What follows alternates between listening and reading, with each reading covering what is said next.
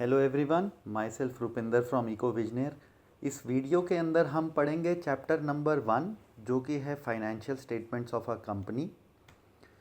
अब इस चैप्टर के अंदर जो सबसे पहला सवाल आता है वो आता है कि ये फाइनेंशियल स्टेटमेंट्स आखिर में होती क्या हैं। तो हम जब अपना पूरा अकाउंटिंग पीरियड ख़त्म कर देते हैं, जो हमारा फाइनेंशियल ईयर होता है, उसके बाद हम अपने रेवेन्यूज़, अपने एक्सपेंसेस, अपने कैपिटल, लाइबिलिटीज़, एसेट्स, इनका जो हिसाब किताब करते हैं उनको हम फाइनेंशियल स्टेटमेंट्स के रूप में जो है प्रेजेंट करते हैं। अब ये अगर 11th क्लास की बात हो तो हम क्लास 11th के अंदर जो है सोल प्रोप्राइटरशिप की अकाउंटिंग पढ़कर आ रहे हैं, राइट।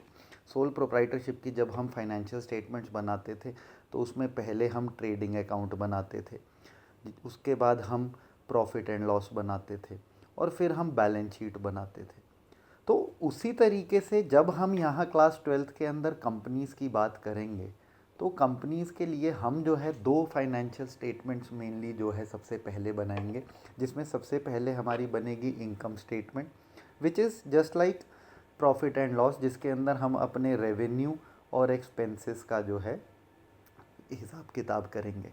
एंड दूसरी जो आती है वो है पोजीशन स्टेटमेंट, जो कि हमारी बैलेंस शीट है, जो हमने लास्ट ईयर भी करी थी, जिसमें हमने एसेट की बात करी थी, लाइबिलिटी की बात करी थी और कैपिटल की बात करी थी। देन इसके साथ साथ जो हमारे डिफरेंट डिफरेंट कंपोनेंट्स हैं, जैसे अगर हम शेयर कैपिटल की बात करें तो हमारे शेयर कैपिटल के अंदर 2 टाइप के शेयर्स इशू हो रहे हैं, प्रेफरेंस भी हो रहे हैं, इक्विटी भी हो रहे हैं। तो वो जो शेयर कैपिटल के 2 अलग से उसके सब कंपोनेंट्स हैं उनको प्रेजेंट करेंगे हम नोट्स टू अकाउंट के अंदर। तो इस तरीके से income statement, position statement, notes to account और चौथी कैश फ्लो स्टेटमेंट, जिसमें हम कैश का इनफ्लो और आउटफ्लो रिकॉर्ड करेंगे। तो ये 4 टाइप की फाइनेंशियल स्टेटमेंट्स जो हैं हम क्लास 12th के अंदर पढ़ेंगे। अब जो नेक्स्ट सवाल आता है वो आता है कि ये पोजीशन स्टेटमेंट किस तरीके से बनानी है। तो अगर मैं बात करूं तो पोजीशन स्टेटमेंट क्या है? पोजीशन स्टेटमेंट बैलेंस शीट है, वही बैलेंस शीट जो लास्ट ईयर हमने प्रॉफिट एंड लॉस अकाउंट के बाद बनाई थी।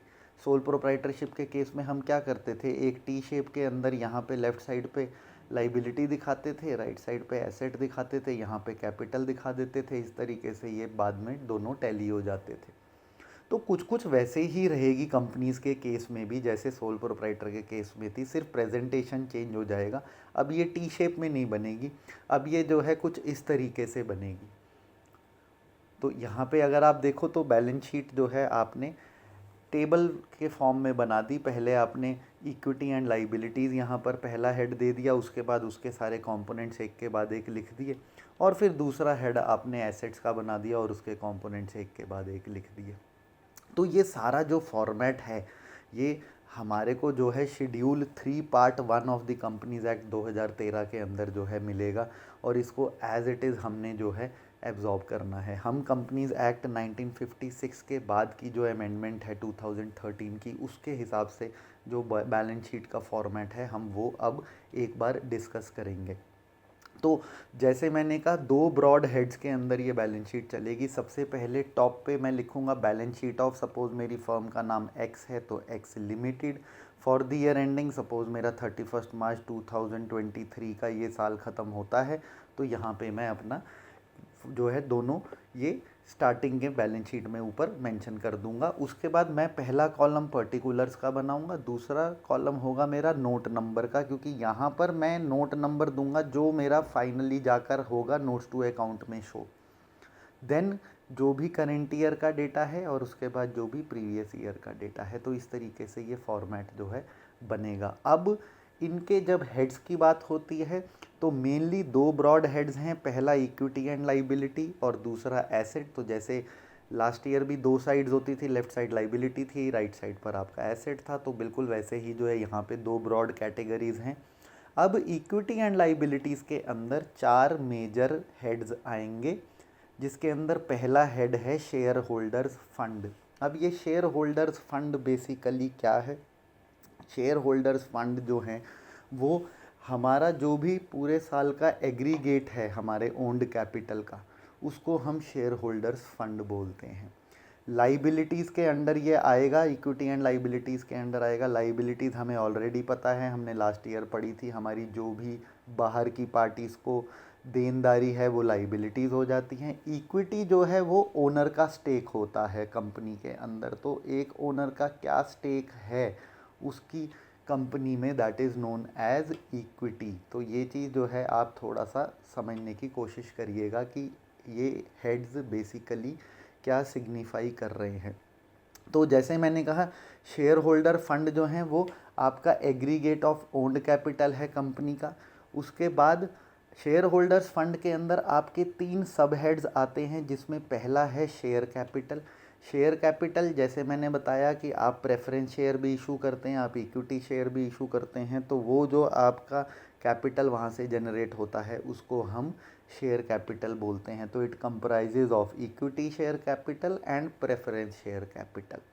देन बी जो है sub head, that is reserve and surplus. आपने लास्ट ईयर भी रिज़र्व्स पढ़े थे, जनरल रिज़र्व की हमने जो है बात करी थी, वही जनरल रिज़र्व यहाँ पर आएगा। उसके साथ साथ कुछ स्पेसिफिक रिज़र्व्स भी आएंगे।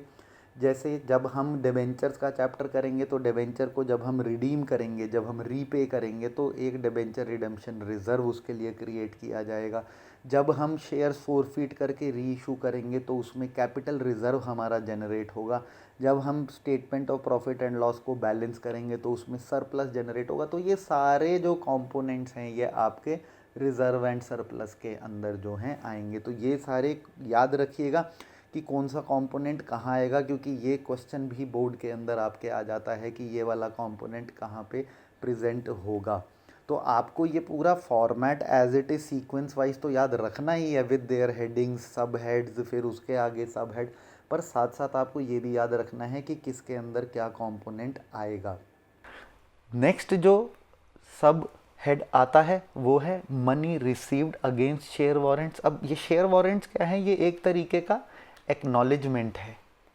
एक्नॉलेजमेंट किस चीज़ का, जो भी इन्वेस्टमेंट इन्वेस्टर्स करते हैं उसका एक एक्नॉलेजमेंट जो है शेयर वारंट के रूप के अंदर जो है आपको टेम्परेरी बेसिस पे इशू किया जाता है, जब तक आपको शेयर सर्टिफिकेट नहीं मिल जाता। ऑलराइट, तो ये जो है हमारे पहला जो हेड है वो यहाँ पे कंप्लीट होता है शेयर होल्डर फंड्स वाला। नाउ जो सेकंड हेड आता है इक्विटी एंड लाइबिलिटीज़ के अंदर, that is my share application money pending allotment. And जैसे अगर आप नाम समझेंगे तो आपको समझ में आ जाएगा कि ये एप्लीकेशन मनी जो है वो हम रिसीव कर चुके हैं अपने शेयर होल्डर से, लेकिन अभी उसको हमने शेयर्स अलॉट नहीं करे हैं, allotment is not yet made. तो एप्लीकेशन मनी आई हुई है लेकिन अलॉटमेंट नहीं हुई है, तो yes it is a liability for the company. तो वो जो है हम यहाँ पे प्रेजेंट करेंगे। उसके बाद जो थर्ड हेड आता है वो आता है नॉन करेंट लाइबिलिटीज़ का। जब बात होती है नॉन करेंट लाइबिलिटीज़ की तो उसके अंदर फिर से 4 सब हेड्स आते हैं, जिसमें से पहला है long term borrowings. Long term borrowings जो भी बिजनेस की बोरोइंग्स हैं, जैसे आप देखेंगे डिबेंचर्स इशू करते हैं तो वो डिबेंचर्स बियॉन्ड 1 अकाउंटिंग पीरियड जाते हैं। जो भी एक अकाउंटिंग पीरियड के बियॉन्ड आपकी बोरोइंग्स होंगी वो आपकी लॉन्ग टर्म बोरोइंग्स के अंदर आती हैं। जैसे आप कई बार फिक्स्ड असेट्स परचेज करते हैं, गाड़ियाँ लेते हैं, बिल्डिंगें लेते हैं, तो उसमें 5-5, 10-10, 20-20 साल की जो है आपकी जो है टर्म रहता है लोन का। तो वो सारे की सारी जो है यहाँ पे हम प्रेजेंट करेंगे। उसके बाद जो दूसरा सब हेड नॉन करेंट लाइबिलिटीज़ में आएगा वो आएगा डेफर्ड टैक्स लाइबिलिटी का। डेफर्ड टैक्स लाइबिलिटी क्या है, नेम इटसेल्फ इज एक्सप्लेनेटरी, कि वो टैक्स लाइबिलिटी जो ड्यू हो चुकी है इस साल फॉर द करेंट पीरियड पर अभी तक पे नहीं की गई है। So this is my deferred tax liability. Then next जो component आता है C component non current liabilities के अंदर, that is long term provisions। जो provisions हम 1 साल के पीरियड के बियॉन्ड, अपने अकाउंटिंग पीरियड के बियॉन्ड बनाते हैं, ये जनरली एम्प्लॉय बेनिफिट्स होते हैं कुछ। जैसे प्रोविडेंट फंड आपने ज़रूर नाम सुना होगा। जब एम्प्लॉय ज्वाइन करता है किसी भी कंपनी को तो उसकी सैलरी का कुछ पार्ट जो है कंपनी प्रोविडेंट फंड में लगाती है, उसमें कुछ उसकी सैलरी का पार्ट होता है, कुछ कंपनी अपनी तरफ से कंट्रीब्यूट करती है, ताकि ओवर दी ईयर्स जितने साल वो 10, 15, 20 साल काम करे और जब रिटायर हो तो उसके ऊपर इंटरेस्ट के साथ उसको एक लमसम अमाउंट मिले, सो दैट उसका रिटायर्ड लाइफ जो है अच्छी बीते। तो इस तरीके की जो प्रोविजंस हैं, ग्रेच्युटी हो गई, लीव इनकैशमेंट हो गई, ये सारी आपकी लॉन्ग टर्म प्रोविजंस के अंदर आएंगी।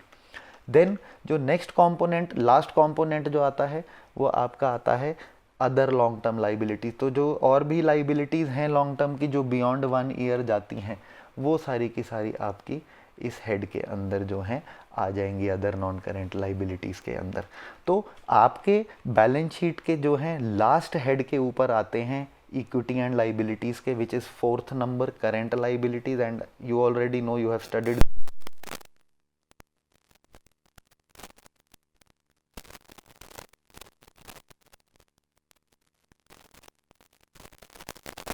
अंदर जो भी लाइबिलिटीज़ मेरी नॉक ऑफ हो जाएंगी या पे ऑफ हो जाएंगी, उनको मैं करंट लाइबिलिटीज़ का नाम दूंगा।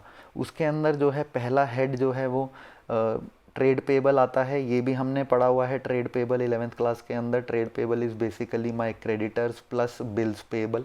तो वही सेम चीज़ जो है यहाँ पर क्रेडिट प्लस बिल्स पेबल वाली ट्रेड पेबल के नाम से करी जा रही है।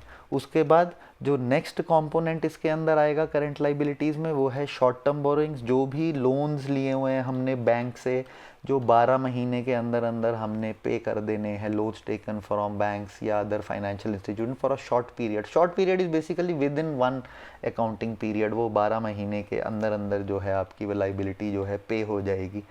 देन सी जो थर्ड करंट लाइबिलिटीज़ का सब हेड है वो है शॉर्ट टर्म प्रोविजंस। ये भी हमने लास्ट ईयर पढ़ी थी, अगर आपको याद हो तो। Provision for doubtful debts, provision for discount on debtors, हम डेटर्स के लिए जो है प्रोविजन बनाते थे, ये वही शॉर्ट टर्म प्रोविजन है। अगेन प्रपोज डिविडेंड हम यहाँ पे पढ़ेंगे, जब शेयर होल्डर्स को हम डिविडेंड प्रपोज करेंगे तो वो हमारी जो है शॉर्ट टर्म लाइबिलिटी होगी, क्योंकि वो विद इन 1 ईयर हम उसको पे कर देते हैं।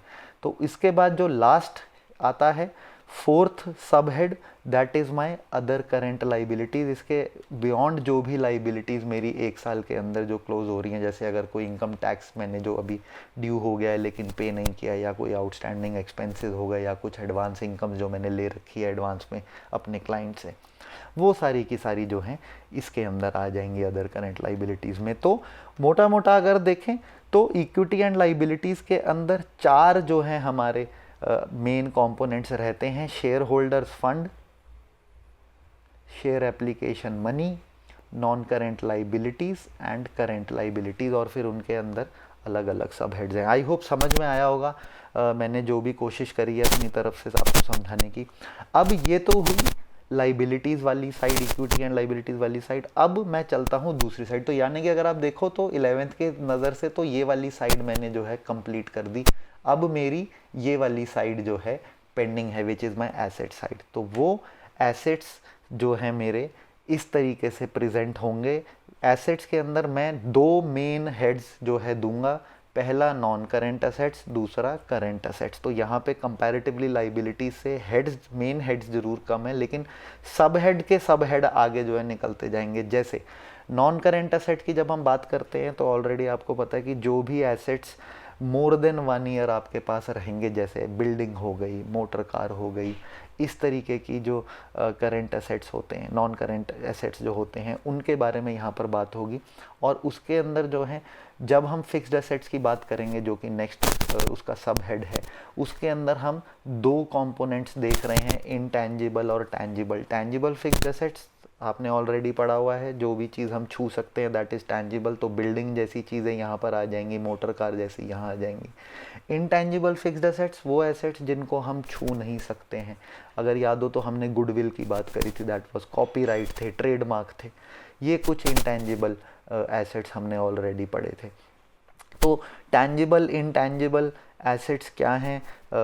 नॉन करेंट वाले जिनको हम फिक्स्ड बोलते हैं, यहाँ पे देख लीजिए, building, furniture, vehicle, machinery, copyright, trademark, website, ये आपके इनटैंजिबल फिक्स्ड एसेट्स हो जाएंगे।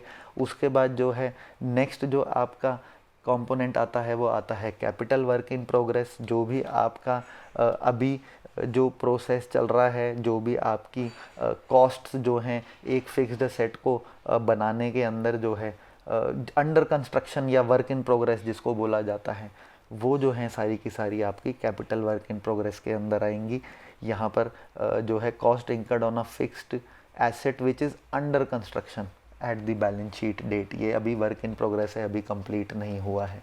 देन लास्ट जो सब हेड आता है फिक्स्ड एसेट्स के अंदर, वो आता है intangible assets which are under development. अभी कुछ ऐसे इंटेंजिबल एसेट्स जो अभी प्रोसेस में हैं, जैसे सॉफ्टवेयर अगर आप कोई डिज़ाइन कर रहे हो तो वो रातों रात नहीं होता है। So what ever is the cost incurred in designing of a software which is still under development, अभी बना नहीं है, अभी आप देखते हो महीनों साल भी लग जाते हैं कई बार किसी सॉफ्टवेयर को बनाने में, तो वो चीज़ जो है हम इंटेंजिबल एसेट्स अंडर डेवलपमेंट के अंदर डालेंगे।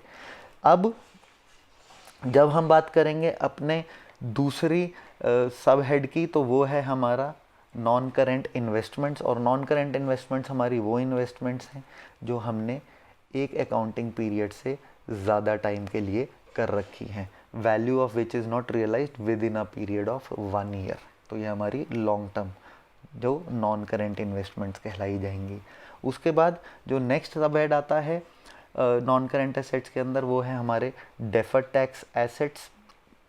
उसके बाद जो है नेक्स्ट जो हमारा सब हेड आता है वो है हमारे long term loans and advances. जो भी लोन्स हमने या एडवांसेस हमने जो दिए हुए हैं आगे अपने क्लाइंट्स को या अपने वेंडर्स को, वो जो है मेरा इसके अंदर जो है आएगा। एंड इसके बियॉन्ड जो भी एसेट्स हैं जो कि बियॉन्ड 1 साल के लिए मेरे पास जो है रहेंगे, रियलाइज़ नहीं होंगे विद इन 1 ईयर, वो मैं अदर नॉन करेंट एसेट्स के अंदर डाल दूंगा। तो ये मेरा जो है पहला हेड नॉन करेंट एसेट्स जो है वो यहाँ पर कंप्लीट होता है। दूसरा जो मेन हेड है वो है मेरा करेंट एसेट्स का। करेंट एसेट्स वही एसेट्स जो 1 साल के अंदर अंदर रियलाइज़ हो जाएंगे।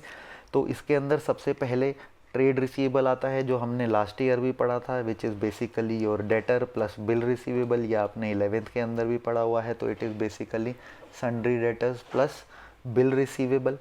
उसके बाद जो नेक्स्ट आता है that is my current investments. मैंने जो भी इन्वेस्टमेंट्स करी हुई हैं जो 1 साल के अंदर लिक्विडेट हो जाएंगी, कोई शॉर्ट टर्म अगर मैंने डिपॉजिट लिया हुआ है वो मेरा 1 साल के अंदर अगर जो है लिक्विडेट हो रहा है तो वो इसमें आ जाएगा। नेक्स्ट जो है वो सी जो है थर्ड, वो है inventories. Inventories is basically my stock, जो भी मेरे स्टॉक हैं उसको मैं यहाँ पे इन्वेंट्रीज का नाम दूंगा। अब वो हो सकता है वो रॉ मटेरियल स्टेट में हो, या वो अब तक पूरा तैयार हो के फिनिश्ड स्टेट ले चुका हो, या फिर अभी वर्क इन प्रोग्रेस हो, तो वो सारा इन्वेंट्रीज के अंदर ही आएगा। देन नेक्स्ट जो आता है वो है मेरे कैश एंड कैश इक्विवेलेंट। हमने लास्ट ईयर भी पढ़े थे cash in hand, cash at bank, तो ये कैश एंड कैश इक्विवेलेंट कुछ उसी प्रकार का जो है यहाँ पे प्रेजेंट किया जाएगा। देन जो फिफ्थ मेरा सब हेड आता है करंट एसेट में, those are loans and advances which have been given by my company on a short term basis within 1 year, जो है वो 1 अकाउंटिंग पीरियड जो है मेरे को वापस जो है रीपे कर दिया जाएगा अपने जिनको भी क्लाइंट्स को या जो भी लोग मेरे से डील कर रहे हैं जिनको मैंने दिया हुआ है। और इसके बियॉन्ड अगर कुछ और भी एसेट्स हैं जो रियलाइज़ हो जाएंगे 1 साल के अंदर अंदर, उनको जो है मैं इसके अंदर डाल दूंगा, जिस तरीके की कुछ मार्केटेबल सिक्योरिटीज़ हैं। तो अल्टीमेटली जो है ये सारे का सारा जो लाइबिलिटीज़ और एसेट्स का जो सारा प्रेजेंटेशन है, ये एज इट इज़ कोशिश करिए एब्जॉर्ब करने की। वाई? बिकॉज आपको बार बार ये रिप्रोड्यूस करना पड़ेगा पेपर के अंदर भी, और जब आप अलग चैप्टर्स आगे पढ़ेंगे, कंपनीज अकाउंट पढ़ेंगे। इसके साथ साथ जो है एक रेफरेंस के लिए जो है मैं बैलेंस शीट आपको दिखा देता हूँ कंपनी की, कि किस तरीके से जो है वो नज़र आती है। बैलेंस शीट के साथ हमेशा एक नोट्स टू अकाउंट जो है जुड़ता है, जो इट इज़ बेसिकली आप कह सकते हो कि एक रेफरेंस नोट है, क्योंकि सारी चीज़ें यहाँ पे मैं डिटेल में बैलेंस शीट में अगर लिखूँगा तो बहुत ज़्यादा जो है कियोस हो जाएगा। तो इसलिए जो है एक अकाउंटिंग स्टैंडर्ड जो है वो मेंटेन किया जाता है कि नोट्स टू अकाउंट जो है बनाए जाते हैं। जैसे अगर आप देखोगे तो इस बैलेंस शीट के अंदर जब मैं यहाँ पे इक्विटी एंड लाइबिलिटीज़ के अंदर शेयर होल्डर फंड देखता हूँ, तो यहाँ शेयर कैपिटल के आगे नोट नंबर 1 आ जाता है। अब ये नोट नंबर 1 क्या है, इसके लिए मैं यहाँ पे रेफ़र करूँगा नोट्स टू अकाउंट, और यहाँ पर वो नंबर 1 पढ़ूँगा। शेयर कैपिटल में बेसिकली 2 कंपोनेंट्स जो हैं डाले गए हैं। पहला है इक्विटी शेयर कैपिटल जो कि 600 था, 2012 में, और 2013 में भी वो 600 था। दूसरा है प्रेफरेंस शेयर कैपिटल, 500 और 500 दोनों साल का सेम था। इनका टोटल 1100 है। अब ये जो है ये मेरा बैलेंस शीट के अंदर दिखाया जाएगा। तो ये जो एलैबोरेशन है, जो उसका ब्रेकअप आप कह सकते हो सिंपल भाषा में, वो हम नोट्स टू अकाउंट के अंदर दिखाएंगे। और यहाँ पे आप देखो वो सीधा सीधा जो टोटल अमाउंट है वो दिखाया जा रहा है। हर एक चीज़ का आप देखो नोट बना हुआ है। रिजर्व एंड सरप्लस का सेकंड नंबर नोट है, लॉन्ग टर्म बोरोइंग्स का थर्ड नंबर नोट है, देखो यहाँ पे। अब यहाँ पे अगर मैं ट्रेड पेबल देखूं तो ट्रेड पेबल नंबर 4, अब इसका फिर से एलैबोरेशन है। देखो इसके अंदर दो चीज़ें आ रही हैं, इसमें बिल्स पेबल आ रहे हैं, इसके अंदर क्रेडिटर्स आ रहे हैं। तो वो बिल्स पेबल और क्रेडिटर 250 रुपये और 150 रुपये है, तो वो उसका 400 रुपया टोटल ये यहाँ पर बैलेंस शीट में दिखाओगे आप। तो इसलिए नोट्स टू अकाउंट का भी फॉर्मेट जो है वो अच्छे से याद रखिएगा। पहला कॉलम पर्टिकुलर्स होगा और फिर प्रीवियस ईयर और फिर करेंट ईयर जो भी क्वेश्चन के अंदर दे रखा होगा। अब जब इनकम स्टेटमेंट की बात होती है तो थोड़ा सा मैं जो है अपने स्टूडेंट्स को हमेशा क्लास 11th की तरफ जो है लेके जाता हूँ, क्योंकि क्लास 11th के अंदर हमने एक अकाउंट बनाया था फाइनल अकाउंट चैप्टर के अंदर, और वो अकाउंट था प्रॉफिट एंड लॉस अकाउंट, जिसके अंदर हम क्या कर रहे थे, हम अपने जितने भी इनडायरेक्ट एक्सपेंसेस और लॉसेस थे प्लस जो रेवेन्यू होता था उसको हम जो है एक टी शेप अकाउंट के अंदर दिखाते थे। कुछ इस तरीके से हम जो है टी शेप बनाते थे, अपना लेफ़्ट साइड जो है डेबिट लिखते थे, राइट साइड क्रेडिट लिखते थे, और हम अपने प्रॉफिट एंड लॉस अकाउंट के अंदर लेफ़्ट साइड पे अपने इनडायरेक्ट एक्सपेंसेस और राइट साइड पे जो हमारी क्रेडिट साइड थी वहाँ पर इनडायरेक्ट इनकम्स, इनको जो है हम लिखते थे। और अल्टीमेटली दोनों साइड का जो है टोटल करके हम अपना लेफ़्ट हैंड साइड पे अगर बैलेंसिंग फिगर लाते थे तो वो हमारी जो है नेट प्रॉफिट हुआ करती थी, और अगर हमारी क्रेडिट साइड पर आती थी बैलेंसिंग फिगर तो हम उसको नेट लॉस बोलते थे।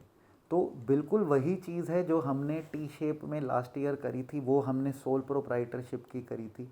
यहाँ पर जो बात हो रही है वो कंपनीज़ की बात हो रही है, लेकिन ट्रीटमेंट वही रहेगा। मैं हमेशा आपको कहता हूँ कि जो हमने 11th क्लास में 5 अकाउंट्स पढ़े थे, जो उनके रूल्स पढ़े थे, सारा कुछ अकाउंटेंसी उसी के ऊपर बेस्ड रहेगी। तो यहाँ पर भी वही बात अगर आप देखो तो हो रही है कि आपकी इनकम स्टेटमेंट क्या है, it is nothing but profit and loss account of a company. And the only thing is कि ट्रीटमेंट जो है वही रहेगा, सिर्फ प्रेजेंटेशन जो है चेंज हो जाता है। अब हम जब कंपनीज़ की बात करेंगे तो हम टी शेप के अंदर नहीं बनाएंगे, हम उसी अकाउंट को जो है कुछ इस तरीके से प्रेजेंट करेंगे। तो ये फॉर्मेट है जो हमारा schedule 3 part 2 of the companies act के अंदर दिया हुआ है। अगर आप देखोगे तो फॉर्मेट ही चेंज हो रहा है, रूल सारे के सारे वही चल रहे हैं। आपका ऊपर इनकम स्टेटमेंट ऑफ जो भी कंपनी है, सपोज एक्स लिमिटेड कंपनी है तो एक्स लिमिटेड का ये आपने इनकम स्टेटमेंट ऑफ लिखा, उसके बाद जो भी फॉर द ईयर एंडेड है, सपोज आपका 31 मार्च 2023 है तो 2023 यहाँ पर आ गया। अब जो सबसे पहला कॉलम बनेगा वो बनेगा पर्टिकुलर्स का, दूसरा कॉलम आपका नोट नंबर का, जैसे हमने बैलेंस शीट में भी दिखाया था कि जो भी ब्रेकअप होता है कंपोनेंट्स का उसको हम नोट टू अकाउंट के अंदर दिखाते हैं, तो वो रेफरेंस के लिए नोट्स टू अकाउंट का नंबर जो है हम यहाँ पर डालते हैं। उसके बाद जो भी हमारा करेंट ईयर की फिगर्स हैं और जो भी हमारी प्रीवियस ईयर की फिगर्स है, तो हम बेसिकली जो है अगर देखेंगे तो ब्रॉडली इस इनकम स्टेटमेंट को दो भाग के अंदर बांटते हैं मोटा मोटा। एक है हमारा रेवेन्यू और दूसरा है हमारा एक्सपेंसेस। बिल्कुल वैसे ही अगर मैं बात करूं लास्ट ईयर जब मैं टी शेप अकाउंट बनाता था तो मैं उसमें भी यही करता था, मैं डेबिट साइड के ऊपर अपने एक्सपेंसेस ले लेता था और क्रेडिट साइड के ऊपर जो है मैं अपने रेवेन्यू लेता था। तो चीज़ बिल्कुल वही हो रही है, दी ओनली डिफरेंस इज़ यहाँ पे प्रेजेंटेशन थोड़ा सा चेंज है।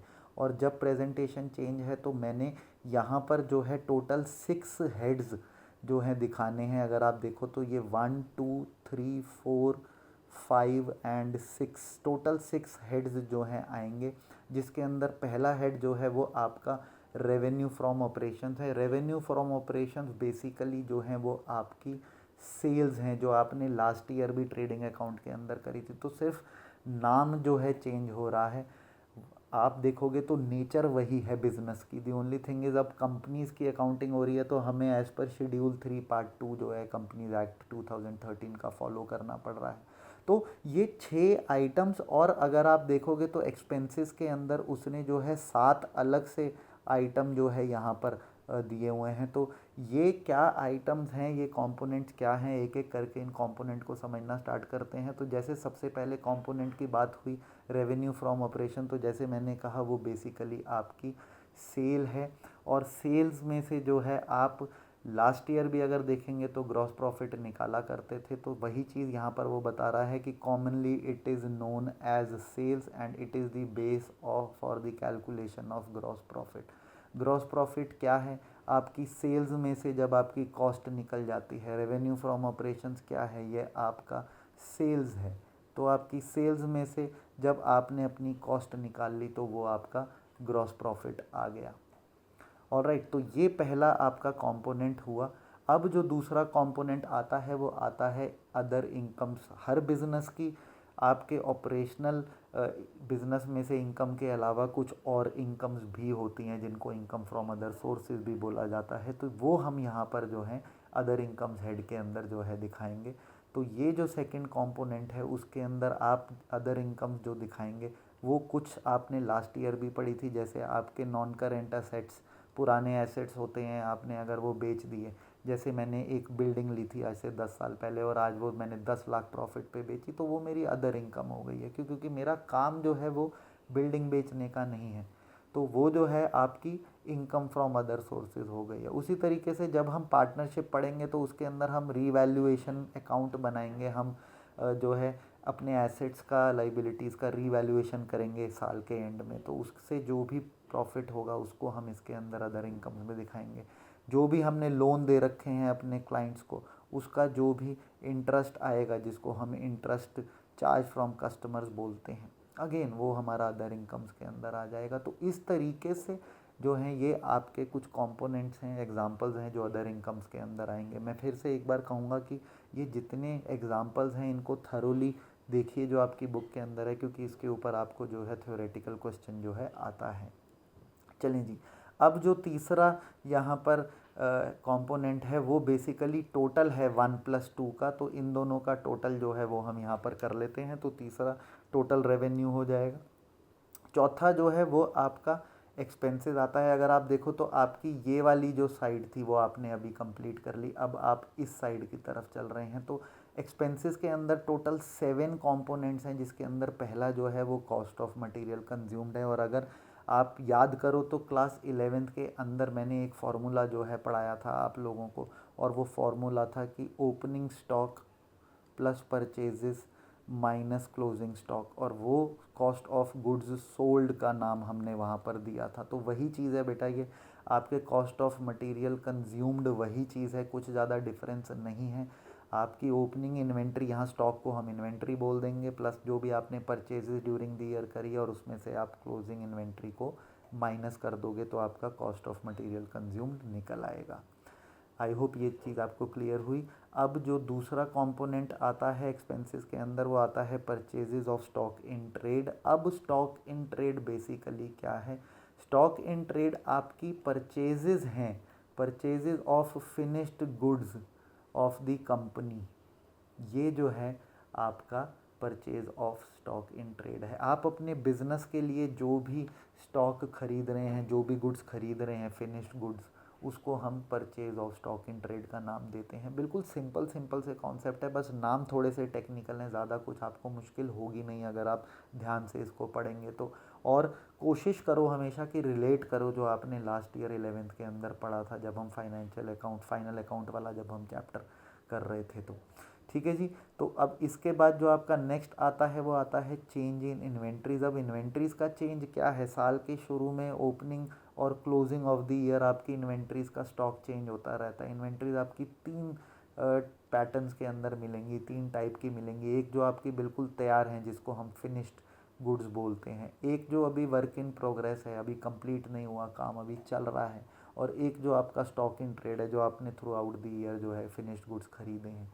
तो इनका जो बेसिकली क्लोजिंग और ओपनिंग का जो डिफरेंस है उसको हम जो है चेंज इन इन्वेंट्रीज बोलते हैं। तो it is basically the cost of manufacturing which is incurred by the company in the past, but yes the goods manufactured in the past were sold in the current year. तो वही जो current और previous year की जो मैं बात कर रहा था, तो इन्वेंट्री चेंज अगर आपका पॉजिटिव है, if inventory change is positive, inventory change is positive if the closing inventory is more than the opening inventory, otherwise वो नेगेटिव होगी। तो ये चीज़ जो है आप जब न्यूमेरिकल्स करेंगे तो आप ये देखेंगे कि ये किस तरीके से जो है डिफरेंस आता है।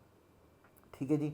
देन जो है नेक्स्ट जो आपका कंपोनेंट आता है वो आता है fourth, which is employ benefit expenses. आपके एम्प्लॉयज़ होते हैं कंपनीज़ के अंदर, और नेचुरली हर कंपनी अपने एम्प्लॉयज़ के लिए कुछ बेनिफिट्स देती है, जिसमें से सबसे रेगुलर बेनिफिट तो सैलरी होता है।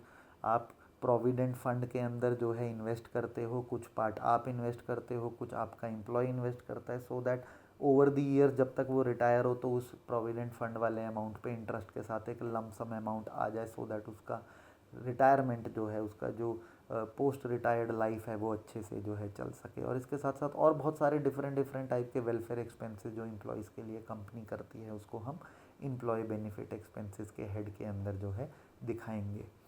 देन जो नेक्स्ट चीज़ आती है वो आती है आपकी फाइनेंस कॉस्ट। फाइनेंस से आपको समझ में आ जाएगा कि पैसे की ज़रूरत है कंपनी को, तो नेचुरली हम जो है बोरो करेंगे पैसा, कभी बैंक से करेंगे, कभी क्रेडिटर से, कभी एनबीएफसीज। तो ये जो हम कॉस्ट इनकर करते हैं, जो हम बोरो करते हैं फंड्स, उसमें जो हमें ब्याज देना पड़ता है, जो इंटरेस्ट देना पड़ता है बैंक को, उसको हम फाइनेंस कॉस्ट बोलते हैं। तो ये चीज़ जो है हर बिज़नेस के अंदर, जितना बड़ा बिज़नेस आप देखते हो वो उतना ज़्यादा जो है मार्केट से पैसा उठाता है, तो ये वो फाइनेंस कॉस्ट है जिसके बारे में यहाँ पे जिक्र किया जा रहा है। तो ये जो है आपके फाइनेंस कॉस्ट के बाद नेक्स्ट जो है वो डेप्रिसिएशन एंड अमोर्टाइजेशन, जो आपका 6th नंबर का जो कंपोनेंट आता है। और ये भी हमने क्लास 11th के अंदर पढ़ा था कि डेप्रिसिएशन बेसिकली क्या है। जब भी कोई टैंजिबल एसेट, जैसे आपकी कार गाड़ी हो गई, उसकी वैल्यू अगर गिर जाती है over a period of time, तो हम उसको डेप्रिसिएशन बोलते हैं। तो दिस इज़ अ लॉस। अगर आपको याद हो, आपने डेप्रिसिएशन पे पूरा चैप्टर किया था, उसका अकाउंटिंग किया था। और यही जब इंटेंजिबल एसेट की वैल्यू कम होती है तो हम उसको एमोर्टाइजेशन बोलते हैं। जैसे गुडविल अगर आपकी ख़राब हो गई है मार्केट में, तो वो एमोर्टाइजेशन हो जाएगी। तो यही डेप्रिसिएशन और एमोर्टाइजेशन की यहाँ पर बात हो रही है। आपने ऑलरेडी ये कॉन्सेप्ट पढ़े हुए हैं कि जब भी डिक्रीज़ होगा in the value of fix tangible asset, तब हम उसको डेप्रिसिएशन का नाम दे देंगे। अब वो वियर एंड टियर की वजह से हो सकता है कि गाड़ी पुरानी हो गई, काफ़ी चल चुकी है, या आज वो मॉडल ऑब्सोलीट हो गया है, या उसका एक्सीडेंट हो गया गाड़ी का तो उसमें डैमेजेस हो गए हैं। फ्लक्स ऑफ टाइम भी हमने पढ़ा था, अगर आपको याद हो लास्ट ईयर। ये 4 रीजंस पढ़े थे। एंड अमोर्टाइजेशन एक्सपेंसेस, वही चीज़, fall in the value of asset है, लेकिन यहाँ पे जो एसेट है वो फिक्स्ड इंटैंजिबल एसेट है, जैसे मैंने गुडविल की बात करी। तो ये जो है आपका 6th कॉम्पोनेंट है। लास्ट इसके अलावा भी अगर कुछ एक्सपेंसेस आपके रह जाते हैं तो हम उसको 7th वाला जो लास्ट हेड है मेरा एक्सपेंसेस का, उसके अंदर डाल देंगे, उसको हम अदर एक्सपेंसेस बोलते हैं। और उसके बाद हम इन सब का जो है टोटल कर लेंगे। तो जिस तरीके से आप यहाँ पर टोटल करते थे लास्ट ईयर एक्सपेंसेस का और राइट साइड पे रेवेन्यू का, बिल्कुल उसी तरीके से पहले देखिए मैंने टोटल रेवेन्यू कर दिया, जो मैं यहाँ पर भी किया करता था। उसके बाद मैंने यहाँ पर टोटल एक्सपेंसेस कर दिए, जो मैं यहाँ पर भी किया करता था लास्ट ईयर। तो बिल्कुल वही चीज़ जो है यहाँ पर चल रही है, राइट। अब आपने लास्ट ईयर भी यही किया कि आपने जो है अपने एक्सपेंसेस यहाँ पर लिख दिए और आपने अपने रेवेन्यू यहाँ पर लिख दिए। अब क्या करते थे, आप इन दोनों का यहाँ पे टोटल कर देते थे, और उसके बाद अगर मेरा क्रेडिट साइड बड़ा होता था मेरे डेबिट से, तो मैं क्या करता था, यहाँ पे अपना नेट प्रॉफिट निकाल दिया करता था। और अगर मेरा डेबिट साइड जो है बड़ा हुआ करता था, तो मैं क्या करता था, मैं यहाँ पर नेट लॉस निकाल दिया करता था। तो बिल्कुल वही चीज़ यहाँ पर हो रही है। मैं क्या कर रहा हूँ, मैं अपने रेवेन्यू में से, which is my component number 3, तो यहाँ पर ये देखो 3-4 कर रहा हूँ, मैं अपने रेवेन्यू में से अपने एक्सपेंसेस निकाल रहा हूँ। तो ये जो मेरा टोटल रेवेन्यू था, इसमें से मैं अपने टोटल एक्सपेंसेस जो है यहाँ पर निकाल रहा हूँ, और वो मेरा क्या हो गया, profit. Now this is my profit before tax. आपको पता है इंडिया के अंदर आप टैक्स पे करते हैं इनकम के ऊपर, तो वो जो है टैक्स आप उसके बाद यहाँ पर उसमें से लेस करोगे, और वो लेस करने के बाद जो आपका अमाउंट बचेगा, that will be your profit after tax. तो ये है सारे का सारा जो फॉर्मेट इनकम स्टेटमेंट का, जो आपको एज इट इज़ एब्जॉर्ब करना है। क्यों? क्योंकि जो हमारा अकाउंटिंग स्टैंडर्ड्स हैं जो हमारे को शेड्यूल 3 पार्ट 2 के अंदर बताया गया है, हमें वो फॉलो करना पड़ेगा एज इट इज़। और प्रैक्टिकल प्रॉब्लम्स के अंदर हमें ये बाय हार्ट याद होना चाहिए, सीक्वेंस में याद होना चाहिए। प्लस जैसे मैंने कहा, आपको थ्योरी के क्वेश्चन आएंगे जहाँ पर आपसे पूछा जाएगा कि जो एग्ज़ाम्पल है, जैसे अभी हमने बात करी कि अगर आपको गेन ऑन एक्सचेंज रेट दिया है तो ये किस हेड के अंदर आएगा, तो आपको पता होना चाहिए कि अदर इनकम्स के अंदर आएगा। ऑलराइट, तो आई होप क्लियर हुआ ये सारे के सारे जो कॉन्सेप्ट हैं, और आपको जो है समझ में आया जो भी मैंने आज इनकम स्टेटमेंट के बारे में बताया। अगर वीडियो पसंद आया तो प्लीज़ इसको लाइक्स करिएगा, कोई अगर डाउट है तो कमेंट सेक्शन के अंदर लिखिएगा, और चैनल को सब्सक्राइब ज़रूर करिए सो दैट आने वाले जो टॉपिक्स हैं उसके बारे में आपको अपडेट मिल सके। बेल आइकन को एक बार दबा देंगे तो आपको अलर्ट मिलता रहेगा जब भी हमारा नेक्स्ट वीडियो रिलीज़ होगा। चलिए तो फिर मिलते हैं अगली वीडियो के अंदर। Thank you so much, bye bye, I will see you soon.